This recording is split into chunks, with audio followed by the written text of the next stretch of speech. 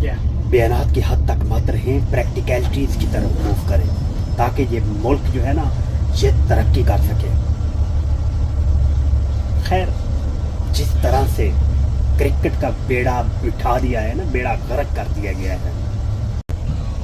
पूरी दुनिया में बसने वाले पाकिस्तानियों, आप कैसे हैं? सभी खैरियत से हैं ना? मैं अभी वज़ीर आज़म पाकिस्तान जनाब शहबाज शरीफ साहब का एक बयान पढ़ रहा था। वो फरमा रहे थे कि पाकिस्तान को इस वक्त डिजिटलाइजेशन की बहुत ही अहम ज़रूरत है। वज़ीर आज़म साहब क्या ही बयान देते हैं आप, वैसे मजाक करते हैं आप। वो इस कॉन्टेक्स्ट में कि डिजिटलाइजेशन, मुझे नहीं मालूम कि आपने किस चीज़ का नाम रखा हुआ है। देखें, डिजिटल कोई भी चीज़ वो किस चीज़ पे चलती है? बिजली पे। और बिजली तो आप अपने मुल्क को प्रोवाइड करते नहीं हैं, और अगर करते भी हैं तो गरीबों का लाखों रुपयों में बिल आता है। वो आपने स्लैब सिस्टम बनाया हुआ है, स्लैब 1 पे इतना बिल आएगा, और लेट्स सपोज स्लैब 1 पे 15,000 बिल आता है, और स्लैब 2 जो है 15,005 रुपये भी हो तो उस बंदे का, उस घर का बिल जो है वो शूट करके 35-40 हज़ार पे चला जाएगा।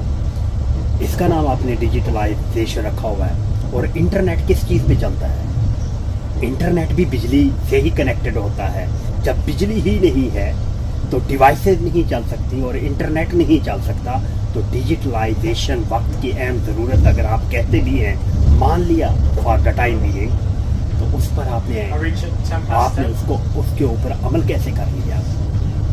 खुदा का नाम लें, इस मुल्क को सिर्फ बयानात की हद तक, बयानात पर 25 करोड़ अवाम का मुल्क नहीं चल सकता।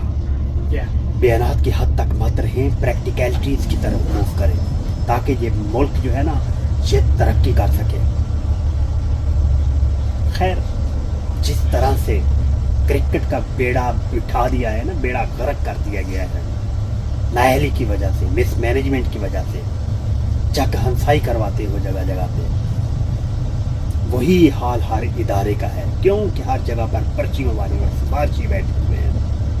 तो बस दुआई की जा सकती है कि मेरा रब मेरे मुल्क की हिफाजत फरमाए।